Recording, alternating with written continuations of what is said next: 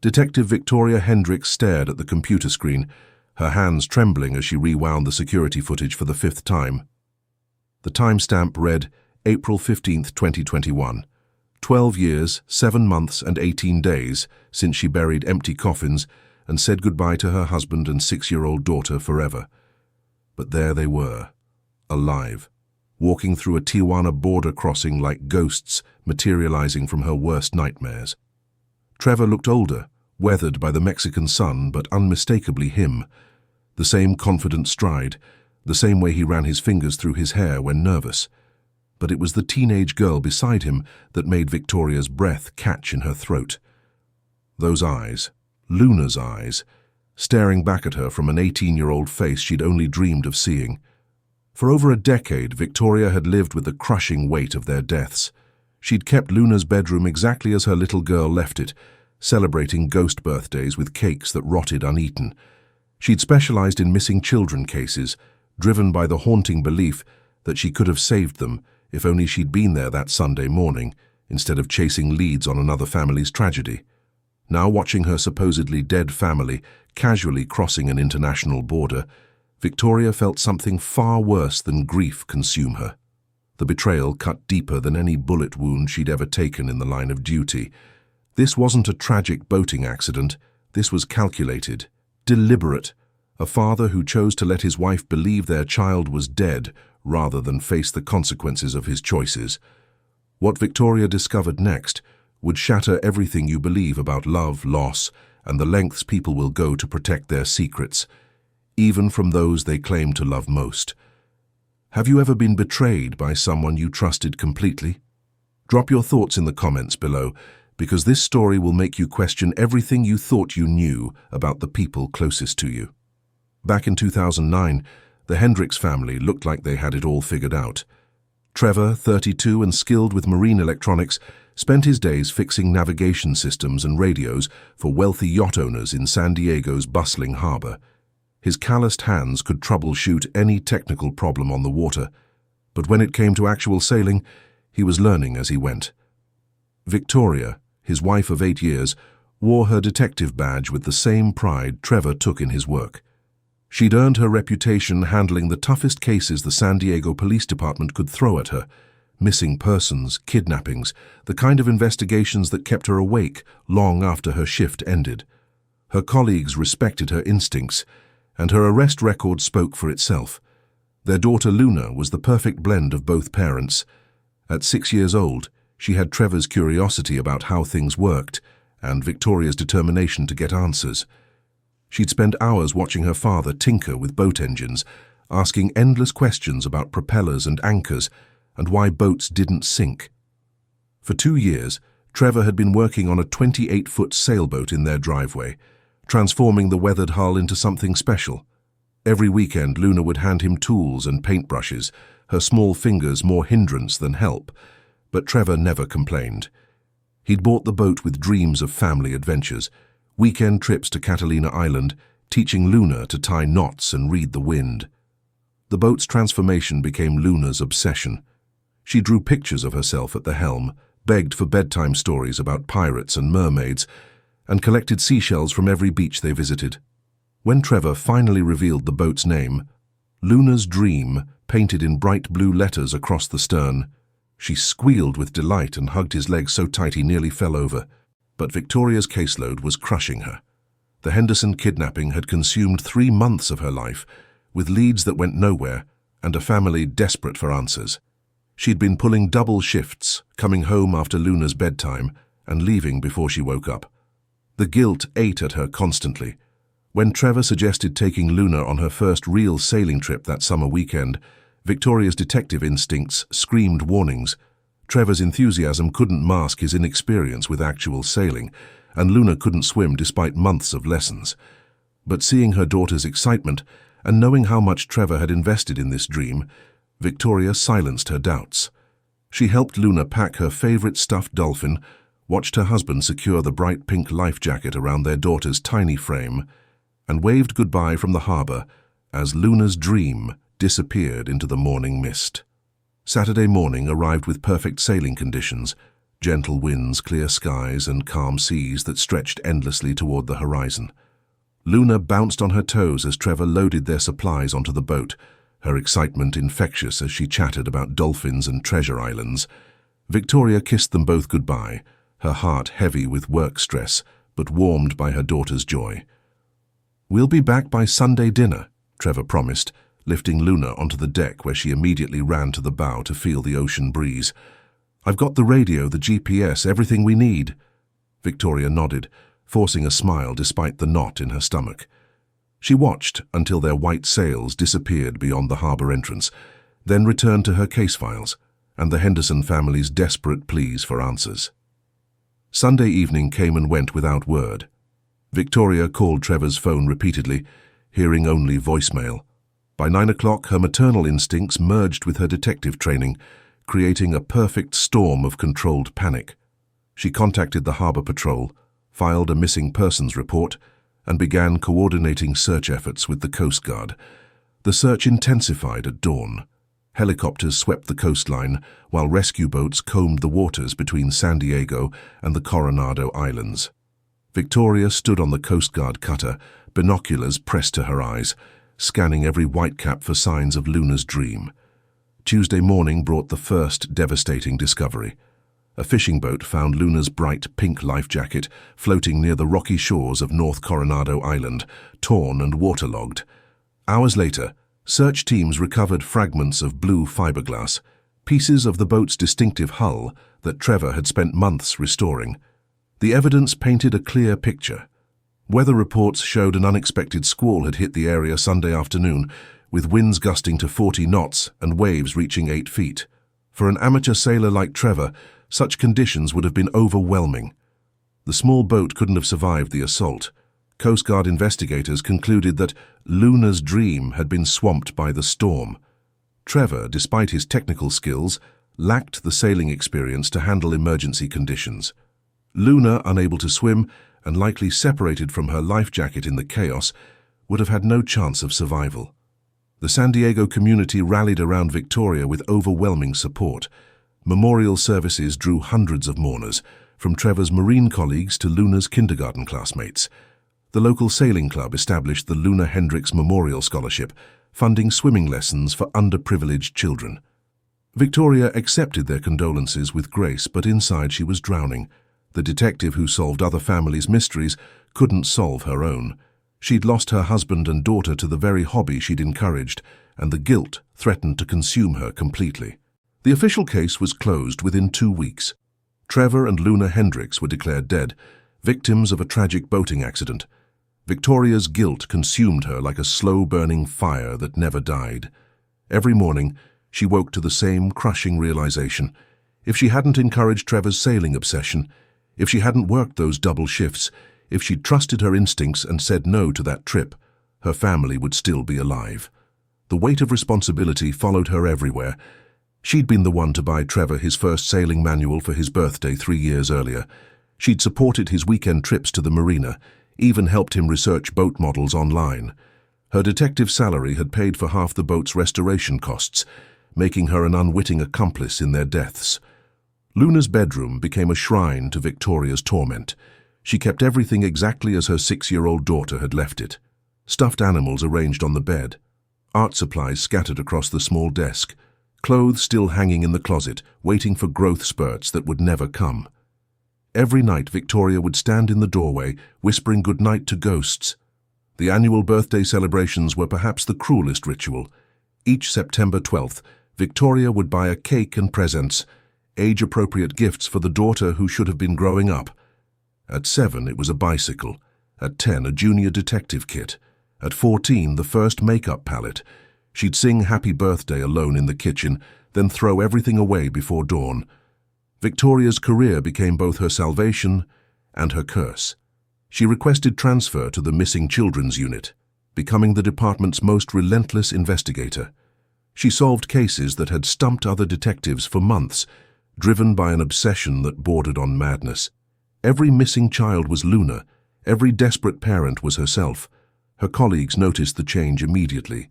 Victoria worked 18-hour days, skipped meals, and rarely took time off. She'd memorized the faces of every missing child in California, keeping their photos taped to her office walls like a paper monument to her failure as a mother. The psychological toll was devastating. Victoria couldn't eat seafood. The smell reminded her of the harbor. She avoided the beach entirely, and even driving past marinas sent her into panic attacks. Sleep became elusive, filled with nightmares of Trevor calling her name across stormy waters while Luna's small hand slipped from his grasp. She isolated herself from friends and family, unable to tolerate their well-meaning attempts at comfort. Dating was impossible. How could she explain that she was still married to a dead man, still mothering a ghost? Her world shrunk to work, grief, and the endless cycle of what-ifs that played in her mind like a broken record. Victoria's identity became inseparable from her loss. She introduced herself as Luna's mother, long after most people had forgotten the tragedy. She wore her wedding ring until the day she discovered the truth, a constant reminder of the life she'd failed to protect. Grief has a way of reshaping everything we thought we knew about ourselves. Have you ever experienced a loss that completely changed who you are? Share your thoughts below, because Victoria's story shows how tragedy can define us in ways we never expected. For 12 years, Victoria lived in this self-imposed prison, convinced that her negligence had killed the two people she loved most. April 2021 brought a case that would change everything. Victoria had been assigned to a human trafficking investigation involving children smuggled across the Mexican border. The work was brutal, interviewing terrified victims, tracking routes through dangerous territory, and coordinating with international agencies to dismantle networks that preyed on the vulnerable. She'd spent weeks in Tijuana, working with Mexican authorities to identify trafficking patterns. The case required meticulous examination of border crossing records, security footage, and immigration documents spanning several years. Victoria approached the work with her usual intensity, driven by the knowledge that every delay meant more children in danger. On a Tuesday afternoon, while reviewing digital files at the U.S. Customs Office, Victoria clicked through routine immigration footage from various border crossings. The timestamp showed April 15, 2021, just 3 days earlier. She was looking for suspicious travel patterns, large groups, anything that might indicate organized trafficking operations. The footage was standard surveillance material, people waiting in lines, showing documents, walking through checkpoints. Victoria had watched hundreds of hours of similar recordings over the past month. Her eyes were tired, her attention beginning to waver when she saw a familiar profile in the crowd. Her blood turned to ice.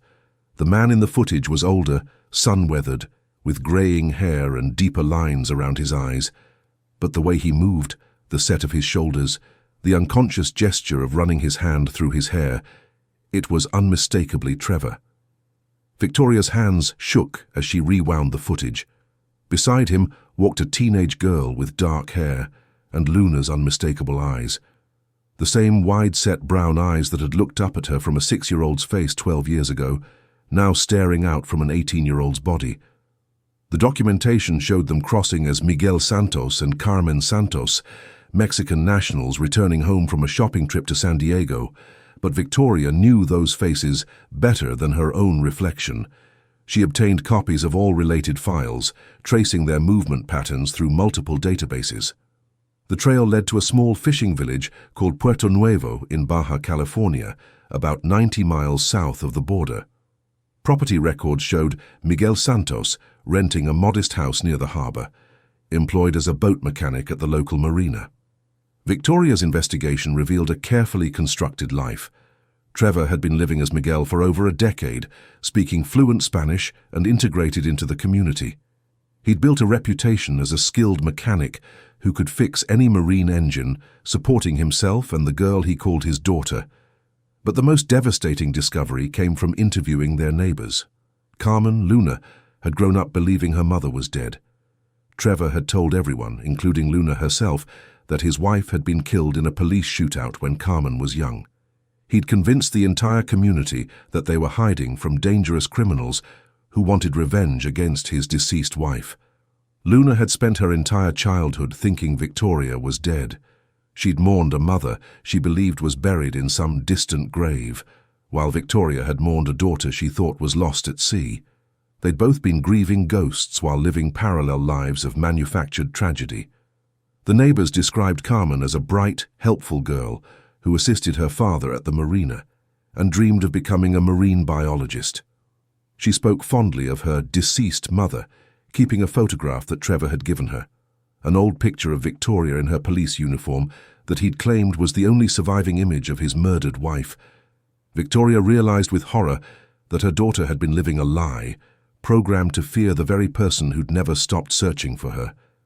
Trevor had stolen not just their lives, but their love for each other, replacing it with fabricated grief and manufactured terror. Victoria's deeper investigation revealed the sickening truth behind Trevor's actions. Through financial records and insurance claims, she discovered that her husband had been systematically defrauding his employer's marine insurance program for over 2 years before their disappearance. Trevor had been filing false damage reports, inflating repair costs, and pocketing the excess payments, a scheme that had netted him nearly $200,000. The fraud was sophisticated, but not foolproof. By summer 2009, irregularities in Trevor's claims had caught the attention of insurance investigators. Victoria's own police contacts had begun asking questions about suspicious patterns in marine insurance payouts, and Trevor knew it was only a matter of time before the investigation led to his door. Facing potential federal charges that could result in 10 years in prison, Trevor made a choice that would destroy multiple lives. Rather than confess to Victoria and face the consequences like a man, he decided to disappear entirely. But he couldn't bear the thought of losing Luna to the foster care system while he served his sentence. The sailing trip was never meant to be a father-daughter adventure. It was an elaborate escape plan that required the death of Trevor and Luna Hendricks and the birth of Miguel and Carmen Santos. On that Saturday morning, Trevor had sailed to a predetermined location off the Mexican coast where Confederates were waiting.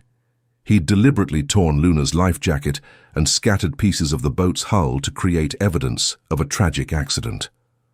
While search teams combed the waters for their bodies, Trevor was already beginning his new life south of the border.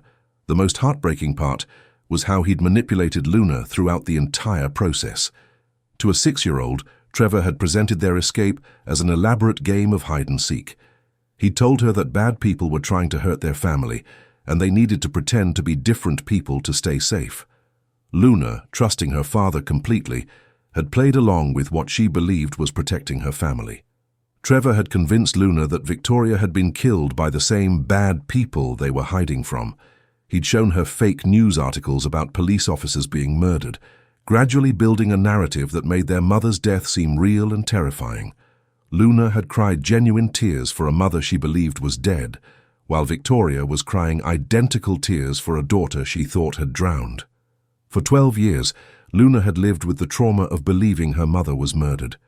She'd grown up fatherless in her heart, despite Trevor's presence, because she'd been taught to fear the very person who would have moved heaven and earth to protect her.